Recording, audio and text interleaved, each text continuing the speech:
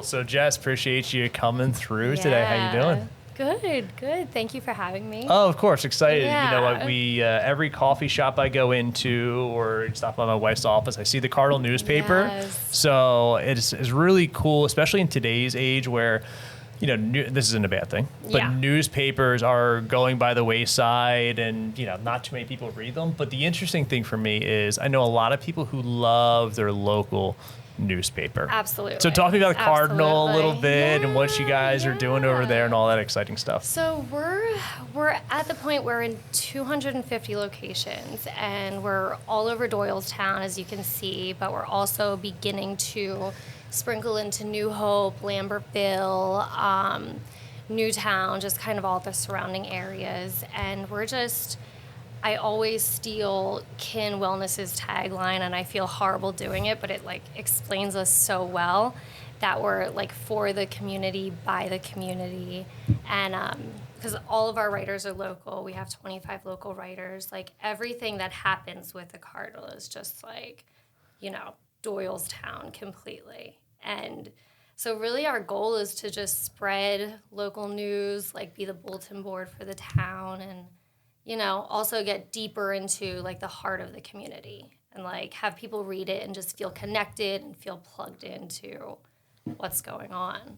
I love it. So how does one start a newspaper or take over a newspaper, go down that road today? Because, you know, there's not many out there anymore. Not too many people are doing it just in the digital space. So yeah, no, it's funny. We were just at a career fair at New Hope High School, and like all the high school students were like flipping through like, what's this? And I'm like, oh, feel free to take one. And they're like, no, that's okay. Like no connection at all to a newspaper. So we have, you know, we lived in Florida for 7 years before moving out here. And, you know, my husband was writing for a local newspaper. We both are writers. I've been editing and writing like, you know, since I graduated from college. And he started writing for a local newspaper, and the owner of that newspaper, he was our neighbor in Florida, and we really had a close relationship with him. And when he sold that local paper, him and my husband ended up starting a publication in Florida. So they did we're both yoga teachers as well. Not really anymore because the kids are kind of, you know, keeping us busy. Sure. But so they started a yoga magazine in Florida. So they did that for about a year, and I ended up, you know, doing all the editing for them and content creation and all that. So it's like a long story, but basically he ended up moving to Pennsylvania a couple years before we did. And then when we moved to Pennsylvania, we moved to Doylestown, which as soon as you get here, you know, you're just obsessed with Doylestown. I feel like everybody that lives here is just obsessed with Doylestown. Yeah. It just does that to you. Frank's trying to get his fiance to I've been make pushing her way hard back for here. a couple years. Get out of the city and back to Doylestown. Absolutely. Yeah. Yeah, there's something about it.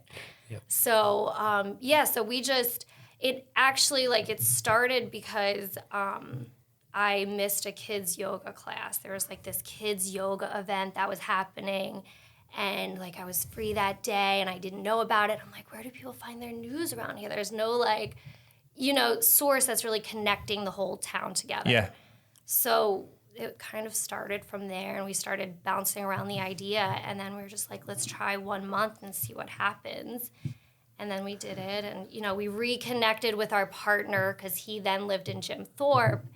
And he was obsessed with Doylestown too. He's like, I drove through that town one day and it's beautiful. I love it there. Yeah. So, you know, we reconnected, and we just didn't really have any expectations for it, didn't really have any high hopes. We're like, let's just do it and see what happens. And it ended up like really being received well from the community. And, you know, that was 2.5 years ago.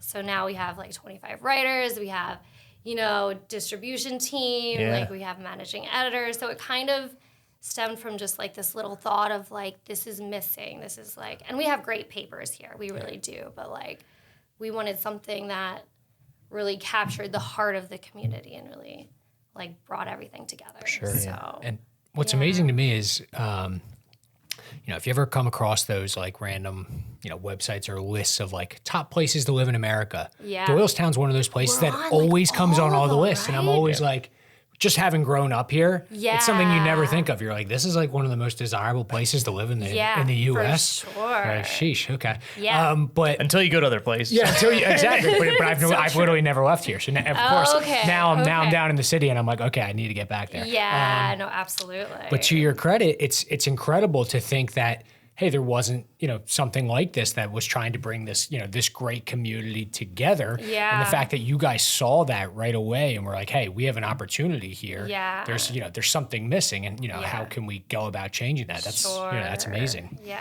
because I grew up in Bucks County. I grew up like right across the street from the main entrance of Lake Knockmixon. So Doylestown was always, somewhere where we would come for birthday parties or, meeting my college girlfriends like during summer break. But I was kind of the same way where I didn't appreciate it until like I did a lot of traveling after college and living in Florida for 7-8 years. And it's just then coming back here and having kids, which I feel like once you have kids, you really start to appreciate it. So much more.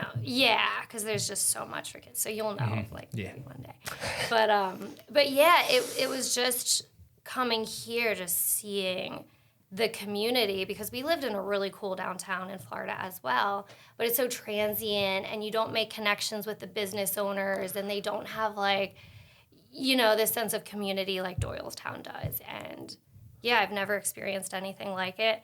And every time I travel and come back, I'm always so appreciative of Doylestown, no matter where I go and what we do. So. I love it. So Little how plug do you? to Doylestown. 100%. No, I'll endorse it all the way. So how do you get started with that though? So from concept to 2 years later, 25 people, all these things, distribution partners. I have no idea. We just kept trucking forward.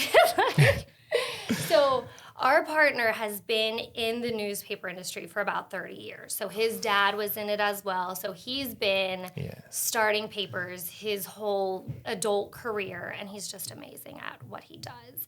And it was just kind of something that we just were like, and in the beginning, it was more, our partner's name is Jeff, just, So Jeff and Dave really started the idea of let's get this rolling. Let's see what it's like for the first month. And at that point, I kind of was I was focusing on other stuff. I was going back to school for nutrition that day. I all this stuff that I'm no, Luca's finally back at school. I'm going to focus on my goals and, whatever.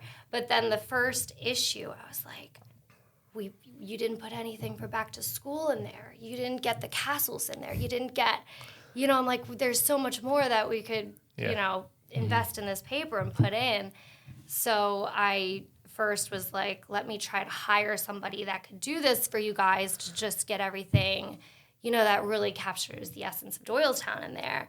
And, I tried to hire my friend Christine, who she lives in Philly, and she's like, Jess, I don't even live in Doylestown. And at this time, I was only in Doylestown for 3 months, so I didn't really know too many people.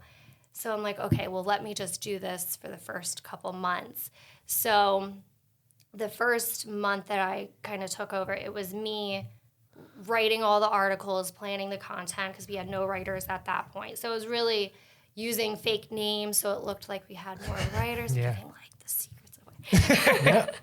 But, so everything was kind of just Jeff, Dave, and me just kind of making this paper happen. And Jeff does all the design. So I basically do all the content creation, plan the issues, do some writing, not so much anymore, and then send everything to Jeff. And he works his magic, and he puts everything where it should be and makes it pretty and all of that. Love it. Where Dave is more the relationship guy. He can just go into a cafe and is I found ourselves an ad person that's going to sell ads for us. Where he's just can make relationships out of, just thin air and just have people, just a part of our team and family. And so. How do those economics work? Yeah. Right? I know nothing about the newspaper industry. So at least from what I've seen with the Cardinal, it's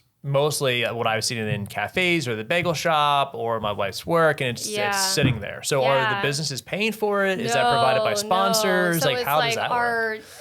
We try to be free for the public. We are free for the public, and then we want it to be easy distribution, and we love being at all the local businesses because that's kind of promoting, get our paper at Native or go get our paper at, promoting local business too. So it's all by ad sales, all just by ad revenue that we are supported, basically. Yeah. And then the Native Cafe, for example, that's like you walk in, say, hey, we got this paper, we just want you to promote it. Yeah. And there's they don't even really need to promote it. Yeah. I mean, that's nice if they do. Sure. Sure. So it's like, in September, 2 years ago, we had to make those relationships with each place that we distributed to, and those are your 250 distributor partners, is what you're referring to. So a business owner going who's into these businesses, hey, do you mind if we put our paper here? Yeah. And so we did that 250 times. Hey. And we just had, I think maybe we had 3 no's, and that was just basically because of placement. But the community just loved. We just had so many yeses, and it motivated us to just continue and spread it. Yeah. And then we would get people contacting us, hey, can we get your paper here? And that obviously helps your ad partners too, that you're absolutely. In not 3 coffee shops, but in 250 shops across. We're all over. And it's great because it's we think about waste, and it's when people see we try to print exactly how many papers we're doing each month, so we're very mindful of that. And we also, we're not just delivering to people's houses or anything like that where people just toss it. The people that are reading our paper are getting it and wanting to read it, and yeah. How do you figure out that data point? Right? It's crazy. Yeah.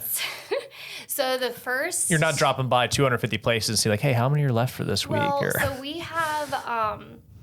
so we have a retired mailman, Dana's dad, who is the head of our distribution. So Dana's our mutual friend that we know that connected us, but he's the head of distribution, and he took over maybe 6 months ago, and before that it was all me and Dave, delivering to all the locations, making connections with new businesses and all of that. So that was, I feel the hardest part of this entire thing, was just getting the papers to where they need to be. I'm so bad with my timelines. So I guess a lot's happened in 2 years. Yeah, a lot's happened.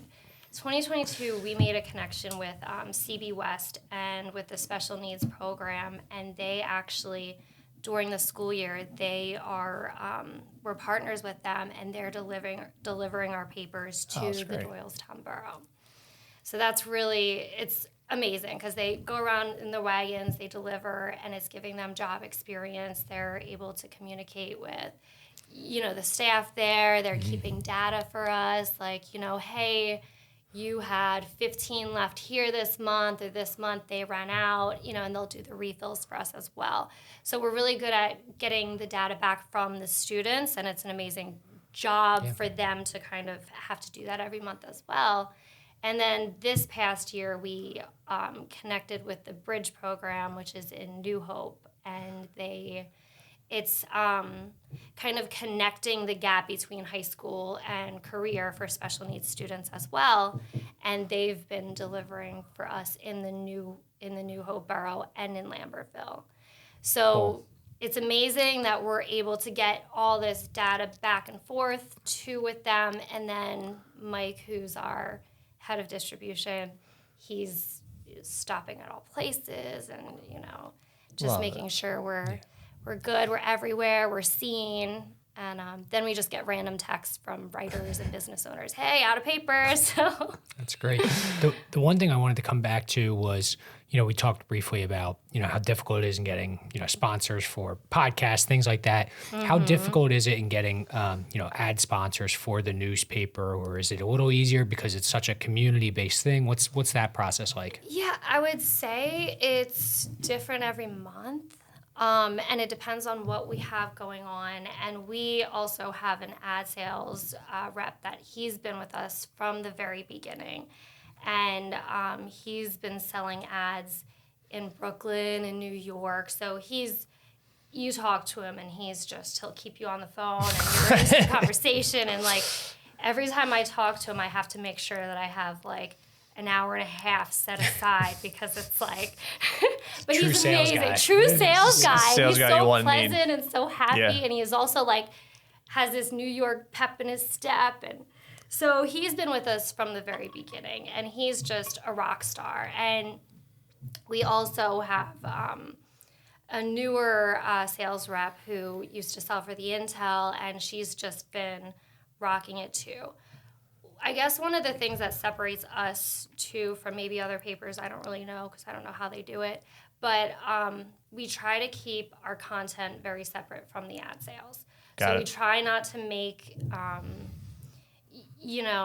if you buy an ad, we'll feature you in the paper. We try to keep that separate, and we try to keep it really what we feel the community wants to read, the news that's, uniting the community, bringing everybody together, and stories people want to hear. There's some inner tangling with that sometimes, but our goal is to keep it separate, and we don't want people to feel like, they have to pay to be featured in our paper at all. Yeah.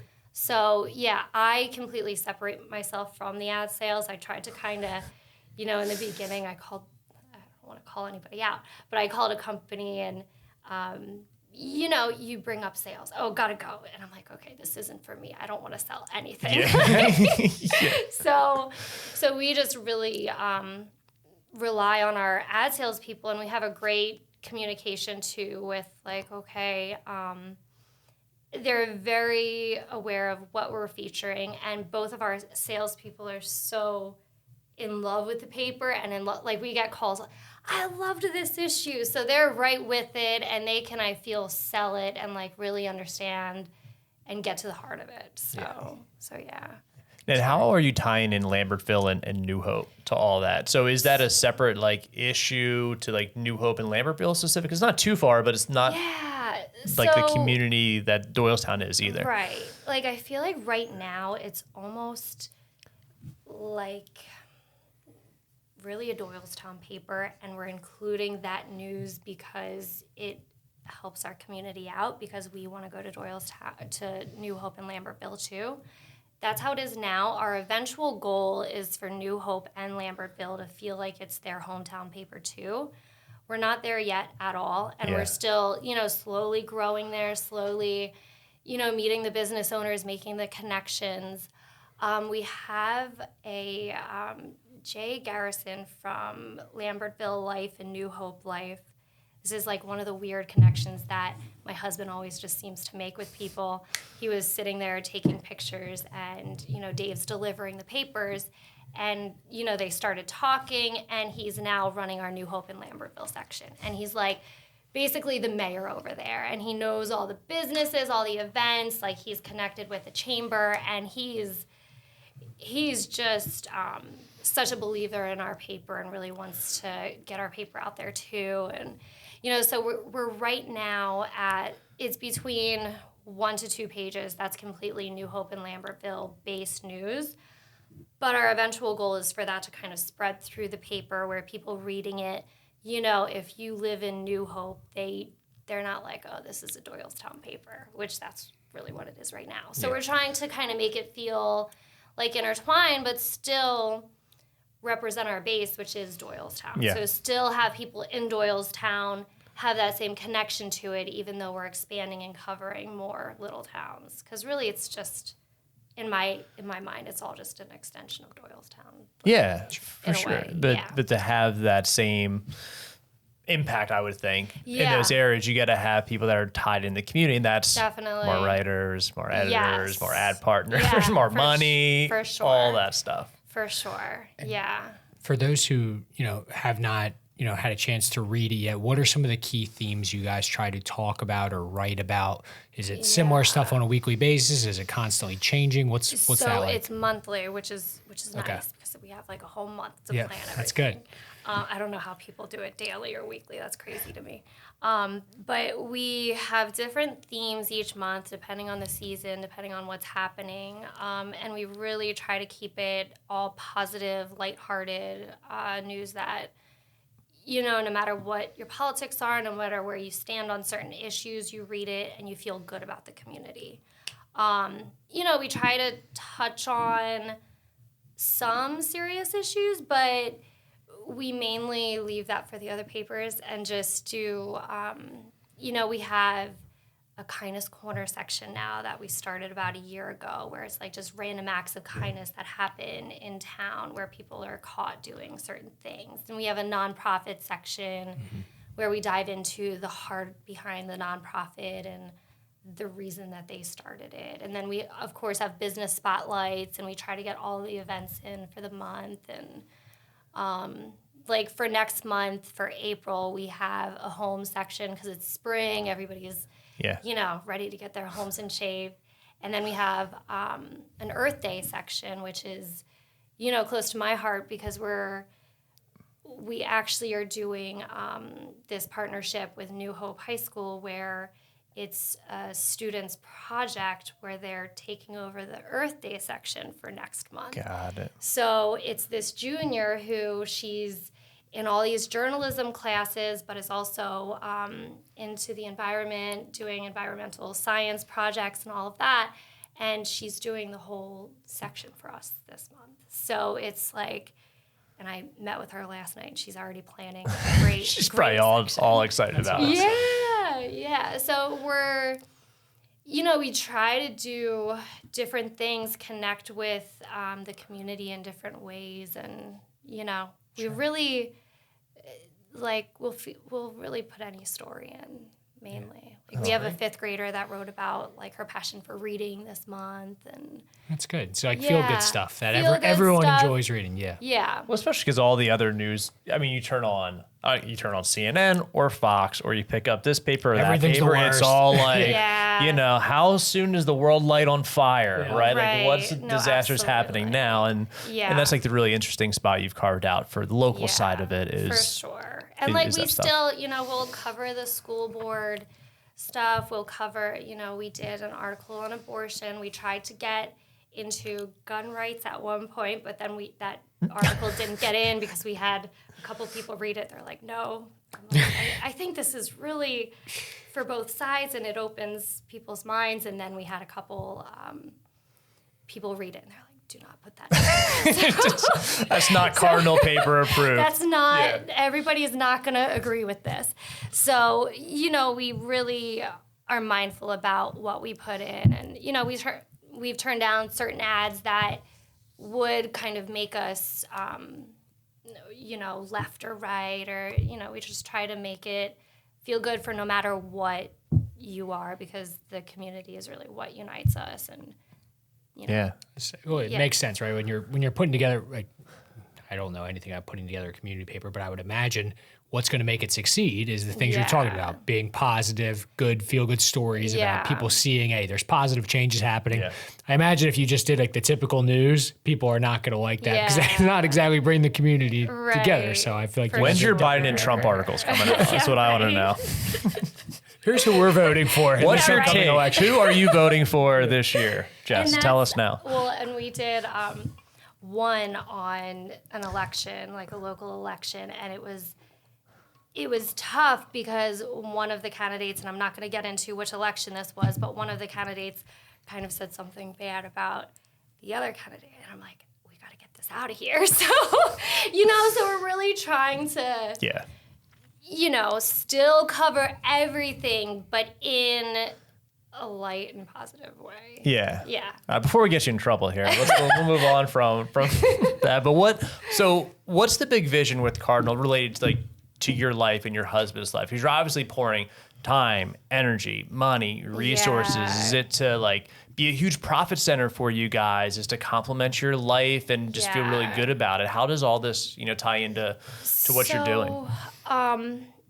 We are mainly supported by my husband's job. So he works 9 to 5, and he's kind of busy with what he does. He's in finance as well. So this, the Cardinal project was never really about making money. And it was always just more about like a fun idea that we had, and let's see how it stems from there. So it's mainly me doing the day-to-day stuff, and our partner, you know, when he travels the world and he's all over the place, and he's really needed for those like 20 hours a month towards the end of the month where he puts everything together, and he also does the accounting and all of that. But it's really just extra money that we don't take into account with our bills. We never, you know, okay, we need to make this amount of money with the Cardinal to pay this bill. So it's not like that. So we have the luxury of, you know, not feeling that pressure and that, you know, that other component of running a business where it has to succeed. We're kind of in this mindset of like, if we're loving what we're doing, we're loving producing this, and we're going to keep going, and any money we make from it, that's an added bonus. So it's kind of like our travel money or our fun money, and you know, and our eventual goal, I mean, this is like no time soon, but our eventual goal, once everything is like settled more financially for us personally, like we would love to be able to like give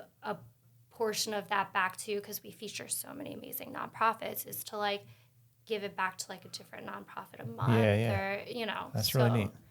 So yeah. And in our practice, the biggest question that we get is like, hey, how can I get out of the rat race, so to speak? Like, how do I make more money? We're doing something that I love, and also not quitting my 9 to 5. And I hope this works. Right? Like we just had a few conversations around this stuff of wanting to do something they love, that they enjoy, and make their primary 9 to 5 optional for yourself. And if you were to ask 100 people, I don't think anybody would say start a local newspaper. Probably not. But it was not one of the first things that would come to my mind. But you guys are making it work. So has that always kind of been the vision of that, or is it just like, hey, let's just start this thing, see how it works, and now it's morphed into this side income to enhance your lifestyle? I mean, I never envisioned starting a local newspaper. This was never like my goal in life. But looking back on, you know, my past experience and my passions, it makes sense that I'm here and that I'm doing this, and it is really something that, you know, I wouldn't want to be doing anything else. And, you know, it's what was your question again? Just, did you ever kind of envision yourself going down this road, or having this be, you know, a supplemental source of income to help you and your husband and family just live a better life? No, never. Because you know, I after I graduated from college, I traveled for a couple years, and I was teaching English as a second language. And as I was traveling, I was always journaling and writing about my experiences and the places that I would go to, the people that I would meet. And then getting back from traveling, I started my own company working with international students and being their college advisor. So it was high school students that were that were applying to college. So I would do their college essays and really dive into the student and, you know, have their whole story written in like 1,000 words. So it was always, and then once Dave started writing for the publication, I was editing that and then editing their publication. So I've always been into journalism. That's always been a passion of mine. And for Dave, he's an excellent writer. He's just his imagination is amazing. He's more creative writing. And so it's always been something that we loved doing. But yeah, like doing this was never.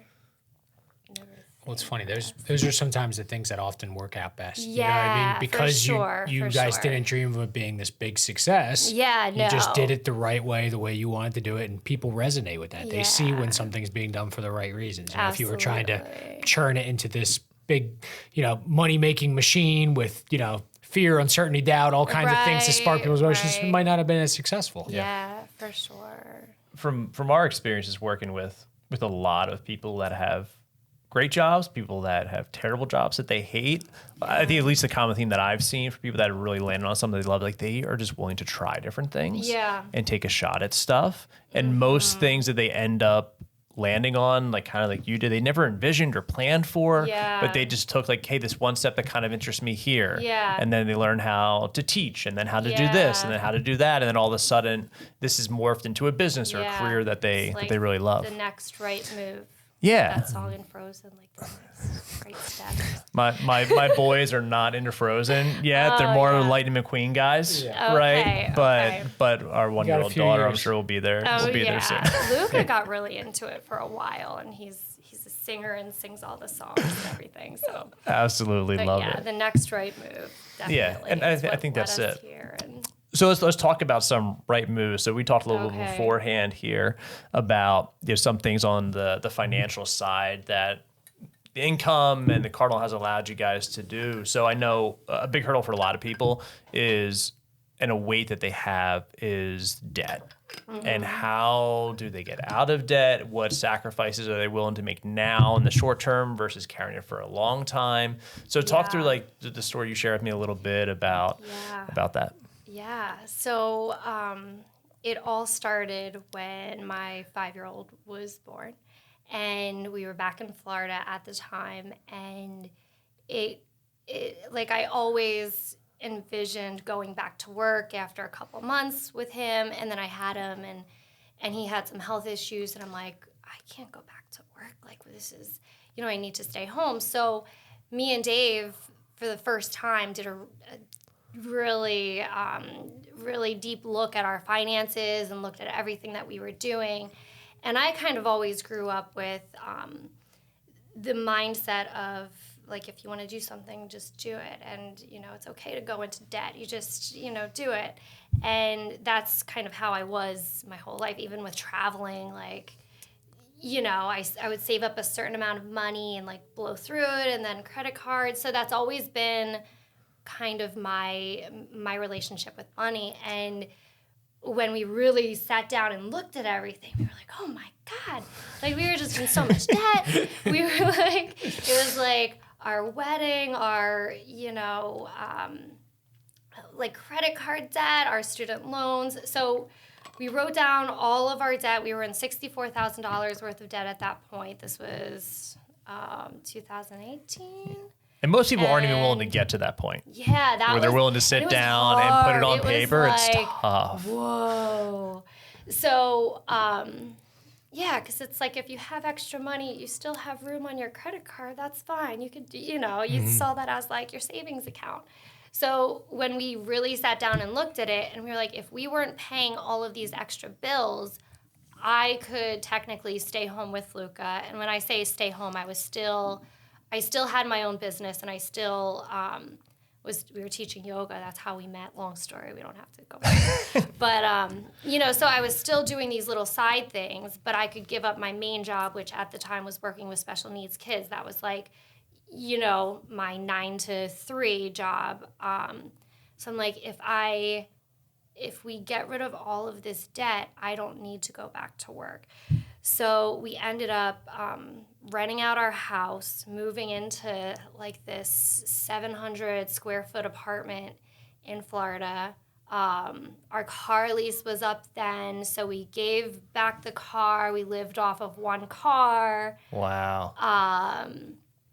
I don't know. Like, we just lived, like, we were just we did the big moves, but then we were also very mindful of, like, going out to eat, getting coffee, and it was just this Dave Ramsey. We were listening to Dave Ramsey like nonstop just to keep ourselves going and keep ourselves in it.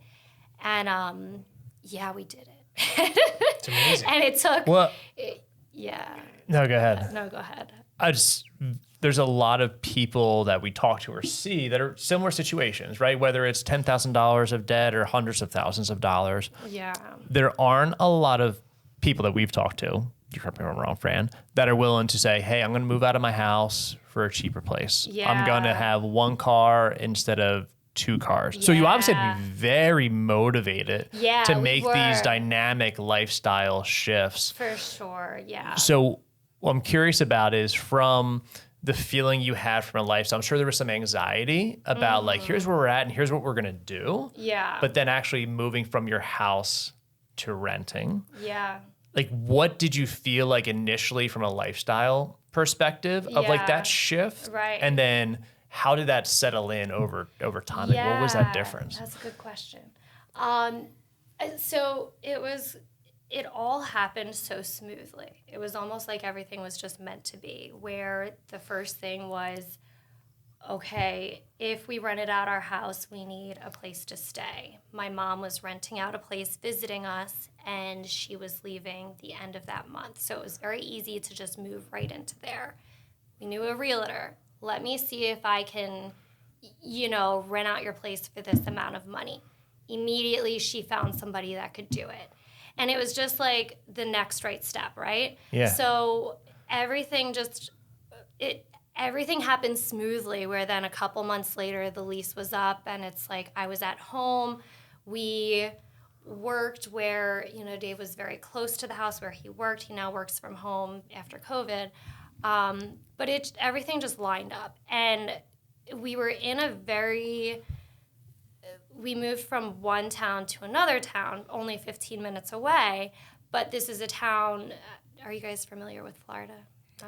Enough. Okay, but, yeah. So we moved from Delray to Lake Worth, which, this means nothing to you. But that does not mean anything. Delray was more...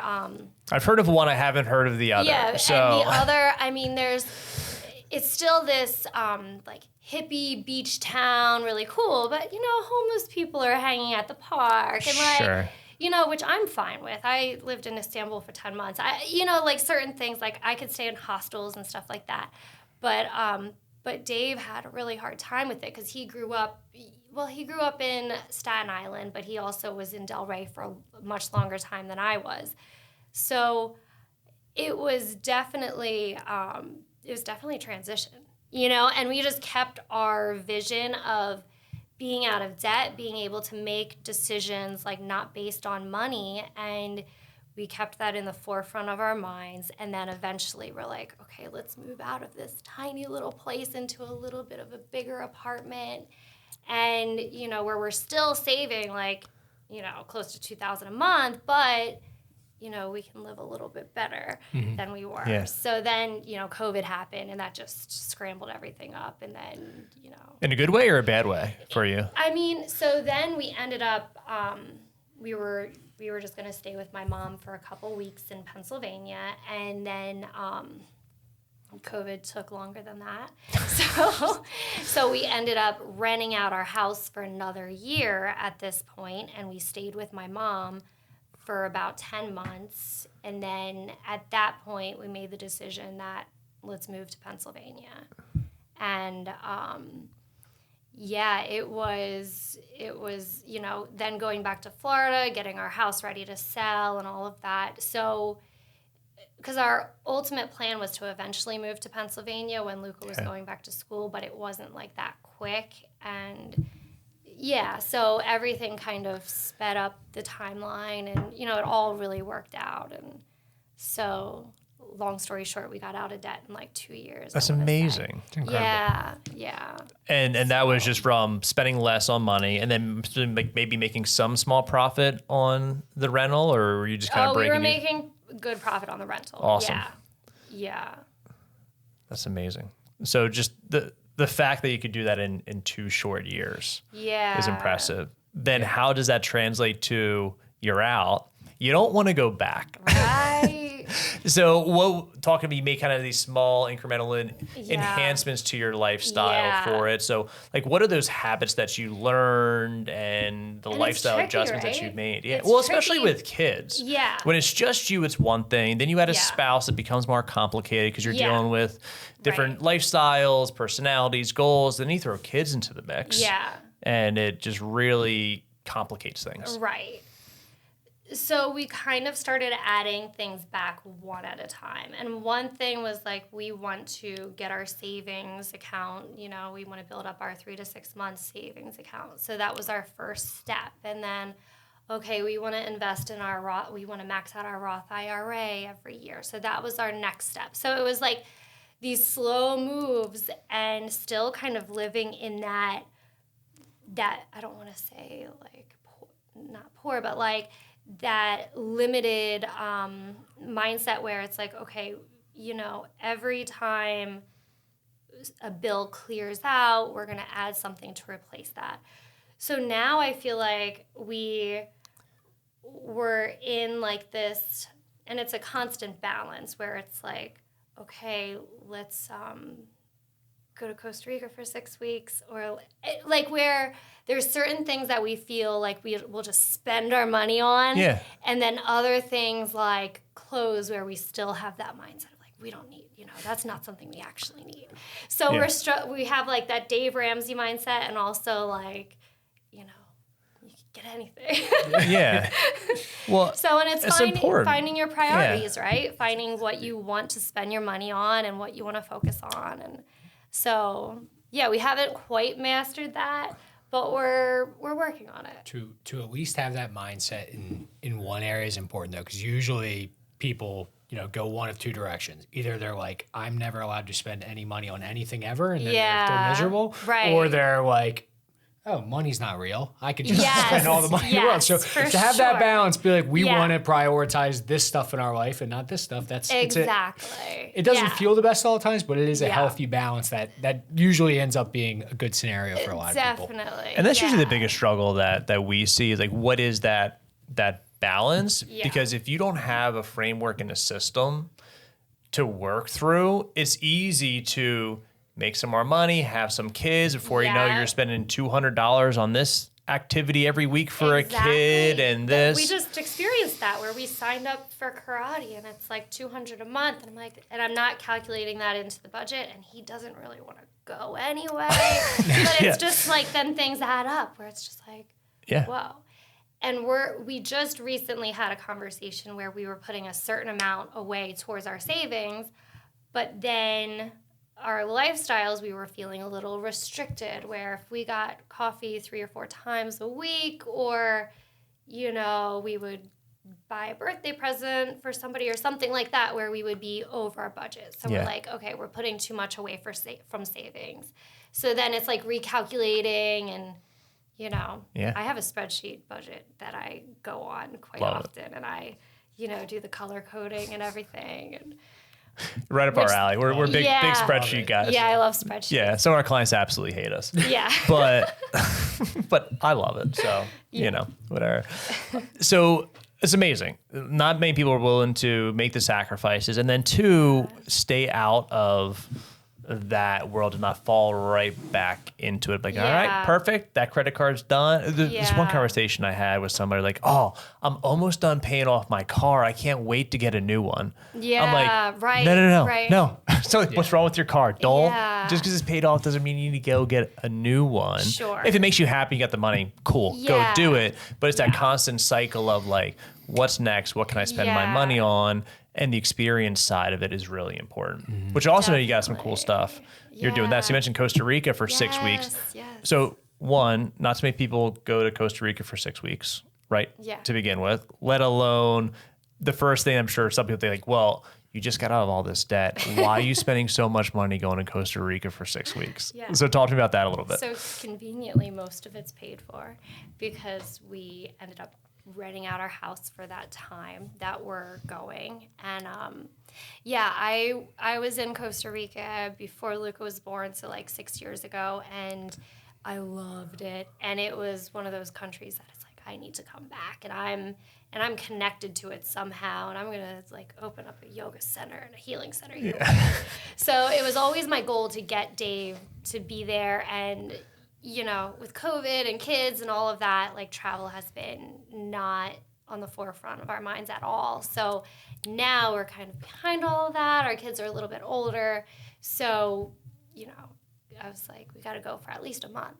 It's like, what are you talking about?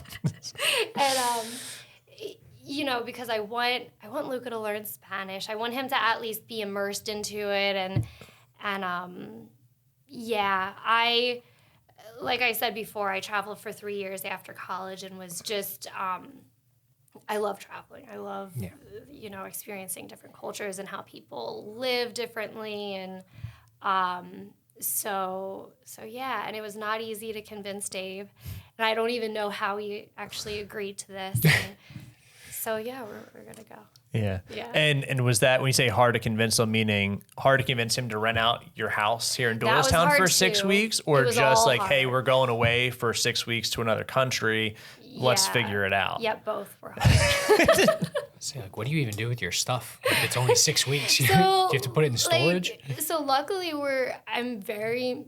I'm like a minimalist at heart, and I guess it was because of all those moves that we did where, you know, you live in such a small apartment, you're like, oh, I didn't need that. Why do I have an ice cream scoop? I never have ice cream. Or like certain things where it's like, I really don't try to have any clutter or anything in my house. And then also, we're really bad at making decisions. So hanging pictures of us and like, we can't decide what to do. So we don't have any like pictures or anything like that.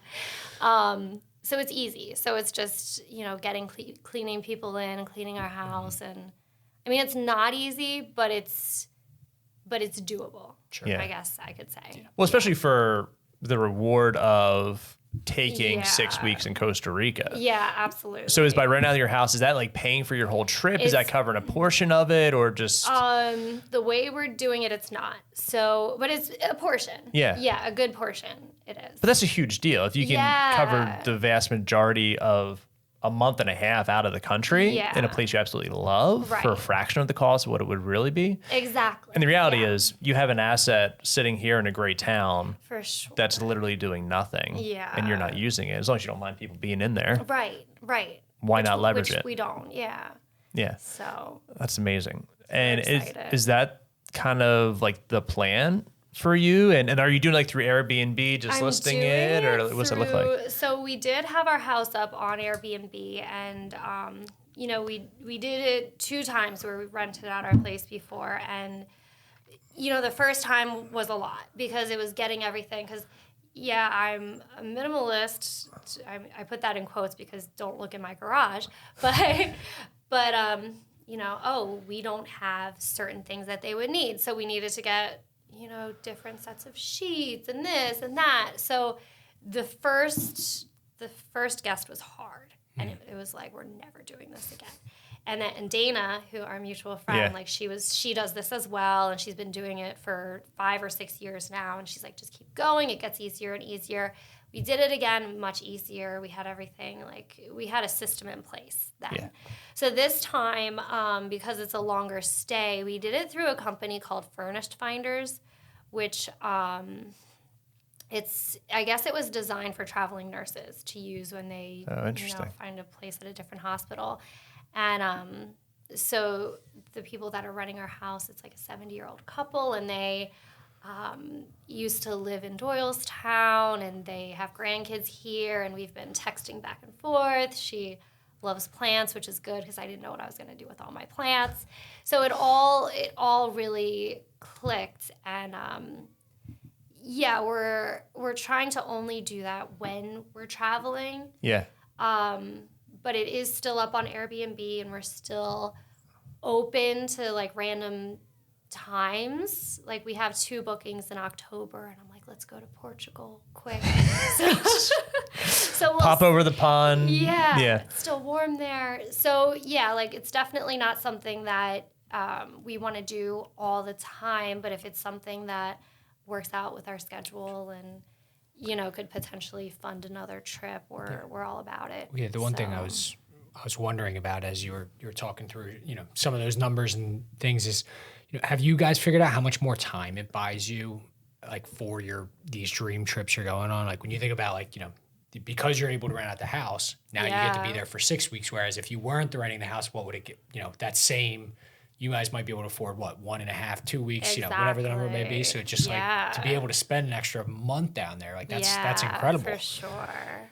Yeah. No, I didn't think about it like that, but thank you. I can Yeah. Well, I can imagine too from just traveling with my 3 kids. Yeah. And looking back at like when we went to Utah or South Carolina, like how important those like experiences and those moments are, for sure. and some small sacrifices, maybe like in my own budget, like, hey, we don't do this and that, so we can do this instead, right? Or renting out your house so you can spend 6 weeks instead of 1 or 2. For sure. Last a lifetime. Definitely. Absolutely. Yeah. Yeah. And it was even like where we decided to stay in Costa Rica. So like originally we were looking at this place that, you know, it's a 10-minute walk downtown. It's, you know, 15 minutes to the beach, but it's up this hill. And Dave will still be working for a majority of the time. So that was kind of what our budget was beforehand. And then that, you know, knowing that we definitely have the place rented out, we already have the deposit, like, okay, we can look at places a little closer now and like up our budget for our actual stay. So that's been, we're excited. That's awesome. Well, you do a lot of creative things and have made some changes to put yourself in a phenomenal position. So like 2 quick questions before, you know, we kind of wrap up here. And I think I might know the answers to these, but I'm curious to get your perspective on it. Is when you look back at, whether it's the Cardinal, getting yourself out of debt, or you know, funding a trip to Costa Rica by renting out your place, what's the financial move that you're most proud of for yourself? Yeah, I mean, getting out of debt really changed the entire trajectory of our lives, because I think we would always be, you know, just in that rat race of just paying our bills and just, you know, the mindset of like, just, okay, now it's time to get a new car. Now it's time to get a bigger house or anything like that. And I think having that, and it was really, you know, Luca just being born and like having some medical issues where it wasn't a choice. It wasn't like, yeah, let's do this, get out of debt. It was like, let's make this really happen. And because we cleared all that up, like we were able to do things like, okay, we're going to start this venture with the Cardinal, and it might not make any money, and it might cost us a good chunk of money in the beginning to get this going. Yeah. But that's okay because we're already in a stable place from the moves that we made previously. Yeah. So, yeah, I mean, it's definitely like one of my girlfriends, she's a teacher, and she just had a baby, and, you know, and her mindset's like, I can't because, and it's like the rat race where you just kind of get into that cycle of like you have to do things even though it's not what you want to be doing, and making those big moves, like renting out our house, that's something we never imagined doing, and it was just kind of it makes me uncomfortable thinking about it at first. I'm like, could we do it? I don't like. And it was like a beautiful house, and it was like our first house that we bought together. It's like, it doesn't matter. We're gonna do this. This is going to set up our future, and we did it. And you know, that really, if we didn't do that, we probably wouldn't have even left Florida. I don't know. I don't know where our lives would be if we didn't make that a priority at the time, but I know the Cardinal wouldn't be in existence for sure. That's definitely something that I know.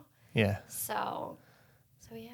That's amazing. And if you had, the second question is this, is if you had to go back to talk to, 20-year-old Jess, right? What would you, thank you.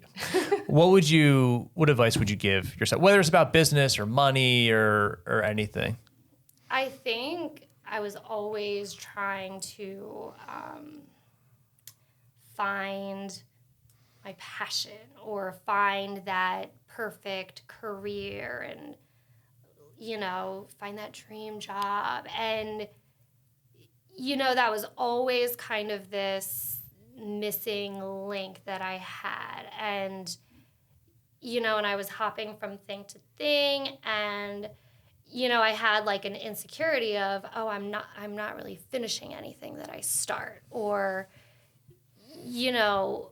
and it was just this, this feeling of like, incompleteness, I guess. Yeah. And looking back, it's like I was just figuring it all out. You know, I was just experimenting, and everything that I did led me to what we're doing now, and, you know, we'll lead it into who knows where it'll go and what'll stem from here. But, you know, I would tell any 20-year-old, like, just don't put so much pressure on yourself to figure it all out. I feel like that's always something that, you know, finding your major in college and knowing what you want to do. That's one thing that I hated about being a college advisor. Like, all that pressure to, like, find your major and what your career is going to be. Like, no, it's hard. It's a lot of pressure. And you're probably going to be wrong.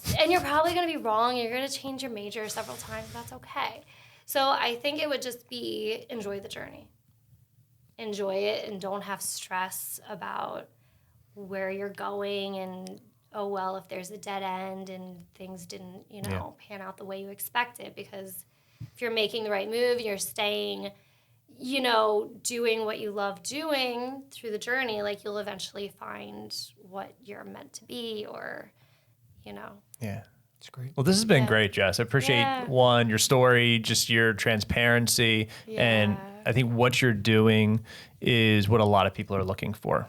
From starting a business, getting out of debt, you know, being creative with funding, you know, the things that are important to you and your family. So I really appreciate you coming on. Yeah. So if people want to check out, of course. If people want to check the Cardinal out, check you out, where do they go? Where can they find you? So we're all over. We're in 250 locations.